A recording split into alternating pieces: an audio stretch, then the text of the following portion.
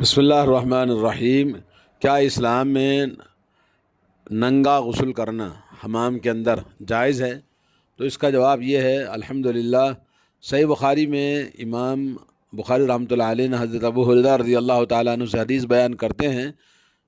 رسول اللہ صلی اللہ علیہ وسلم نے فرمایا کہ حضرت موسیٰ علیہ الصلاۃ والسلام بڑے ہی باحیا اور بڑے ہی پردہ پوشی کرنے والے آدمی تھے، اور ان کے جسم کا کوئی بھی حصہ کسی نے نہیں دیکھا تھا، کیونکہ وہ بہت زیادہ شرمیلے تھے، تو جس کی وجہ سے بنی اسرائیل میں لوگ ان کے بارے میں طرح طرح کی باتیں کرتے تھے اور ان کو تکلیف پہنچاتے تھے۔ تو وہ کہتے تھے کہ یہ پردہ پوشی زیادہ جو اہتمام کے ساتھ کرتے ہیں، کسی عیب کی وجہ سے جو ان کے جلد کے اندر پائی جاتی ہے، کہ جسم کے اندر پائی جاتی ہے، یا تو برس کی بیماری ہے، یا کوئی پھوڑے پھنسی ہے، یا کوئی مصیبت ہے، کوئی تکلیف ہے، جس کی وجہ سے لوگوں سے بہت زیادہ پردہ پوشی کرتے ہیں۔ تو اللہ تبارک و تعالیٰ نے یہ چاہا کہ ان کی اس عیب کو جو لوگوں نے لگایا تھا اس کو بری کر دیں، جو ان کے بارے میں حضرت موسیٰ کے بارے میں جو لوگ کہتے تھے اس کو بری کرنے کے لیے ایک دن حضرت موسیٰ علیہ الصلاۃ والسلام اپنے کپڑے نکال کر پتھر پر رکھا اور غسل فرما رہے تھے۔ جب آپ غسل سے فارغ ہوئے تو کپڑے لینے کے لیے آئے پتھر کے پاس، تو پتھر بھاگنے لگا، آپ کے کپڑوں کو لے کر پتھر بھاگنے لگا۔ تو حضرت موسیٰ علیہ الصلاۃ والسلام پتھر کے پیچھے بھاگنے لگے، اور اپنی لاٹھی، جیسا کہ حضرت موسیٰ ہمیشہ اپنے ساتھ میں لاٹھی رکھتے تھے، تو لاٹھی لے کر پتھر کے پیچھے بھاگنے لگے، تو پتھر بھی بھاگنے لگا، یہاں تک کہ آپ اپنے کپڑوں کو لیا اور پتھر کو آپ نے غصے سے مارا۔ اور بنی اسرائیل نے دیکھا کہ حضرت موسیٰ علیہ الصلاۃ والسلام صاف ستھری جلد والے، اور ان کے اندر کوئی عیب نہیں تھا، جو اللہ تبارک و تعالیٰ نے جیسے سب سے اچھا بدن بنایا ہے ویسے ان کا بدن تھا، اس میں کوئی عیب نہیں تھا۔ اور جب حضرت موسیٰ علیہ السلام نے پتھر کو غصے سے مارا تو پتھر 3 4 یا 5 ٹکڑے بن گیا۔ اور یہ اللہ رب العالمین کا قول جو سورہ احزاب کے اندر اللہ تعالیٰ نے فرمایا، یا ایھا الذین آمنوا لا تکونوا کالذین آذوا موسیٰ فبرأہ اللہ مما قالوا وکان عند اللہ وجیہا۔ اے ایمان والو، ان لوگوں کی طرح نہ ہو جانا جنہوں نے حضرت موسیٰ علیہ الصلاۃ والسلام کو تکلیف پہنچائی، اللہ نے آپ کو بری قرار دیا، اور آپ کو یعنی لوگوں کے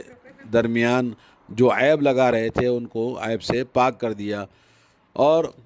اللہ رب العالمین کے نزدیک بڑے ہی وجیح یعنی باعزت اور بڑی بزرگی اور بڑے عزت دار آدمی تھے۔ یعنی یہ حدیث صحیح بخاری کے اندر 3404 حدیث نمبر ہے۔ اس حدیث سے علماء کرام نے دلیل لیا ہے کہ آدمی ننگا غسل کر سکتا ہے جب کہ اس کی ضرورت ہو، جیسا کہ 4 دیواری کے اندر کوئی آدمی غسل کرے جہاں اس کی کسی کی نظر اس پر نہ پڑے۔ اکثر علماء نے اس کو جائز قرار دیا ہے، جیسا کہ حافظ ابن حجر وغیرہ نے،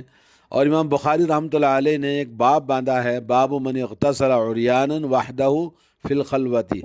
ومن تستر فالستر افضل۔ یعنی کیا باب ہے کہ اکیلے میں تنہائی میں غسل کرنا بغیر کسی کپڑے کے ننگے جائز ہے۔ اگر کسی نے پردہ پوشی کی تو پردہ پوشی افضل ہے، کیونکہ پردہ کرنا افضل اس لیے ہے کہ حدیث میں آتا ہے، جیسا کہ اصحاب السنن اور امام ترمذی نے حدیث کو حسن کہا ہے، اور امام حاکم نے روایت کی حضرت معاویہ بن حیدہ رضی اللہ تعالیٰ عنہ سے، کہتے ہیں کہ میں نے کہا یا نبی اللہ، عوراتنا ما ناتی منہا وما نظر، یا رسول اللہ ہم اپنی بے پردگی کو ہم جو خیال رکھتے ہیں، اور کبھی ہم بے پردہ ہوتے ہیں کبھی ہم بے پردہ نہیں ہوتے، تو اس میں آپ کا کیا خیال ہے؟ تو اللہ کے نبی نے فرمایا احفظ عورتک، اپنی شرمگاہ کو، اپنی بے پردگی کی حفاظت کرو، سوائے اپنی بیوی کے اور یا اپنی لونڈیوں کے۔ میں نے کہا یا رسول اللہ احدنا اذا کان خالیا، یا رسول اللہ جب ہم میں سے کوئی آدمی تنہا اکیلا ہوتا ہے تو آپ نے فرمایا اللہ احق ان یستحی منہ من الناس، اللہ تعالیٰ زیادہ حقدار ہے اس بات کا کہ اللہ تعالیٰ سے شرم کرے آدمی لوگوں کے مقابلے میں۔ تو اس سے یہ معلوم ہوا کہ پردہ کرنا افضل ہے۔ اگر کوئی آدمی اکیلے میں غسل کرنے کے دوران یا تنہائی میں، جیسے غسل کرنے کے علاوہ بیوی کے ساتھ ہم بستری کے وقت میں، یا یہ کہ کوئی آدمی حمام وغیرہ جاتا ہے تو اس وقت میں بھی غسل کرنے کے دوران جیسے اکیلا وہ ننگا غسل کرتا ہے تو کوئی حرج نہیں ہے، تو جائز ہے اکیلا آدمی ننگا غسل کرے، جیسا کہ حضرت میمونہ رضی اللہ تعالیٰ عنہ کی حدیث آتی ہے کہ وہ غسل فرماتے تھے اور رسول اللہ صلی اللہ علیہ وسلم بھی ایک ساتھ غسل کرتے، تو ایک برتن میں آپ غسل کرتے اور اس میں آٹے کا بھی اثر ہوتا تھا۔ اور حدیث بخاری میں مسلم میں آتی ہے کہ حضرت عائشہ رضی اللہ تعالیٰ عنہ کے ساتھ بھی نبی علیہ الصلاۃ والسلام غسل فرمایا کرتے تھے۔ اور پردہ کرنا واجب نہیں ہے دوران غسل، جیسا کہ رسول اللہ صلی اللہ علیہ وسلم کی حدیث ہے کہ بعض سلف نے اس کو